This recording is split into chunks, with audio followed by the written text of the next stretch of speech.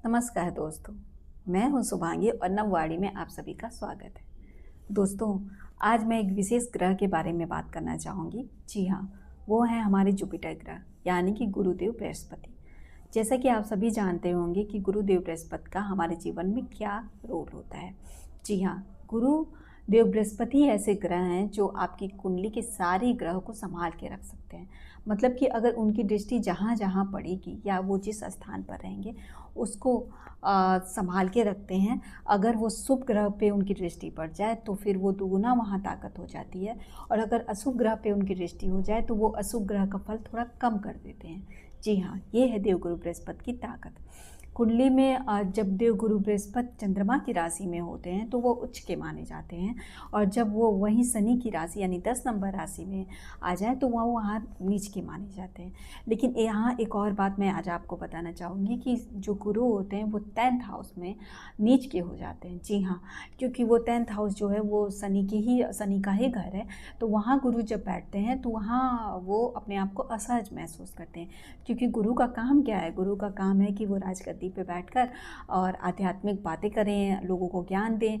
और वहाँ जब वो शनि के घर में जाते हैं तो फिर वहाँ वो चीज़ उन्हें नहीं मिल पाती, क्योंकि जो शनि का घर है वो बेसिकली प्रैक्टिकल लाइफ का होता है, भाग दौड़ का होता है और काम काज का होता है। तो वहाँ बैठ के प्रवचन करना और ज्ञान की बातें देना, ये सब कुछ वहाँ पे असहजता महसूस होती है गुरु को। तो फिर वो वहाँ नीच का रिजल्ट देने लगते हैं। ऐसे में देखिए, मैं आपको एक बात और बताऊँगी कि ऐसे में इंसान को बहुत ज़्यादा पूजा पाठ नहीं करना चाहिए। अब आप ये सोचते होंगे कि मैंने ये क्या बात कह दी, पूजा पाठ करने से किसका नुकसान होता है? तो मैं ये बिल्कुल नहीं कह रही हूँ कि आप पूजा पाठ मत करिए। मैं ये कहना चाहती हूँ कि पूजा पाठ कम कीजिए और 7-8 मिनट की पूजा कीजिए। आप जाके भगवान को थोड़ा सा दिया जला दीजिए, प्रणाम कर लीजिए, ध्यान कर लीजिए। ध्यान का मतलब साक्षी भाव से उनको प्रणाम कर लीजिए, वहाँ जाके बस हाजिरी ही लगा लीजिए, वही आपका पूजा पाठ है। अगर आप ज़्यादा वहाँ मंत्र जाप करने लगे, बहुत ज़्यादा टाइम आप वहाँ पे भगवान के पास व्यतीत करने लगे, तो ऐसे में शनि क्या कहते हैं? शनि का कहना है कि बेटा तू अब जा पूजा पाठ ही कर, तू किसी मंदिर में बैठ, वहाँ जाके तू प्रवचन दे, तू वहाँ जाके घंटी बजा। तेरा यहाँ इस घर से कोई लेना देना नहीं है, क्योंकि वो घर है प्रैक्टिकल लाइफ का, काम काज का, भाग दौड़ का। तो वहाँ पूजा पाठ जैसी चीज़ को शनि महत्व नहीं देते अपने घर में। तो वो इंसान को वैसा ही बना देते हैं, और वहाँ गुरु नीच के हो जाते हैं। तो वो अपना जितना ही इंसान पूजा पाठ करने लगता है तो वो अपनी गुरु उतना ही नीचता देने लगते हैं, वो उतने नीचे चले मतलब डाउन हो जाते हैं, और वो पॉजिटिव रिजल्ट वहाँ नहीं दे पाते। इसलिए बहुत ज़्यादा पूजा पाठ वहाँ नहीं करना चाहिए।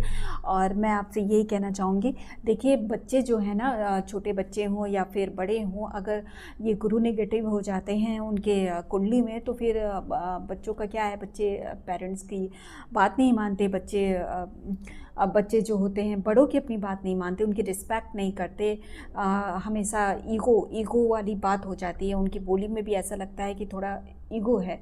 और जो अच्छे जुपिटर वाले होते हैं उनमें कभी ईगो नहीं होता, क्योंकि गुरु का काम क्या होता है? गुरु का काम होता है कि अगर सामने वाला ख़राब जबान में भी बात कर रहा है आपसे, उसकी बोली कड़वी भी है, तो भी गुरु मुस्कुरा के बस वहाँ पे उसको कभी उसका बुरा नहीं सोचते, कभी उसको कुछ गलत नहीं बोलते हैं। और जो गुरु जिनका ख़राब होता है या फिर जो घमंडी गुरु होते हैं, वो इस चीज़ को नहीं समझते, और वो उनकी ज़बान भी कड़वी होती है। तो ऐसे में बच्चे या इंसान जो बड़े होते हैं उन पर अगर ये नेगेटिव गुरु का रिजल्ट आ जाए, तो ऐसे में क्या होता है कि बच्चा ईगो में बात करता है, बच्चा किसी की रिस्पेक्ट नहीं करता। तो आपको इसमें क्या करना चाहिए? बच्चे का गुरु अच्छे करने के लिए या अपना गुरु अच्छा करने के लिए आपको अपने नहाने के पानी में थोड़ी सी हल्दी मिला के नहाना चाहिए। आपको पूजा स्थान पे जो कृष्ण भगवान या आप लड्डू गोपाल रखे हैं उनको पानी में थोड़ी सी हल्दी डाल के उनको स्नान कराएं। आप केले की जड़ में अपने बच्चे से अपने खुद आपका अगर गुरु खराब है आपके बच्चे का, तो उससे या फिर अपने आप थोड़ी सी हल्दी डाल के उसमें जल अर्पित करवाएं। आप आध्यात्मिक जो किताबें आती हैं आप वो उसको मंदिर में दान करवाएं। आप वहाँ के पुजारी जो होते हैं, गुरु जो होते हैं, उनका प्रणाम करें या अपने बच्चे को कराएं। इससे पॉजिटिव रिजल्ट देखने को मिलता है।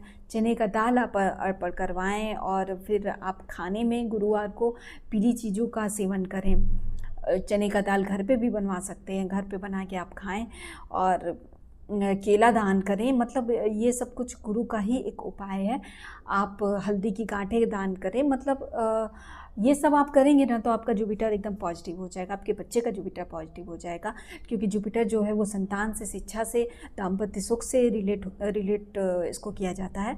तो इन सब में पॉजिटिव एनर्जी देखने को मिलेगी आपको खुद ही। तो आप करके देखिए, आपको ज़रूर ऐसा फील होगा कि हाँ कुछ तो बेटर हुआ है पहले से।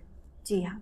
तो हमारा आज का वीडियो आपको कैसा लगा आप कमेंट करिए, और अगर मुझसे कोई क्वेश्चन पूछना हो तो आप कमेंट करके बिल्कुल भी पूछ सकते हैं। धन्यवाद।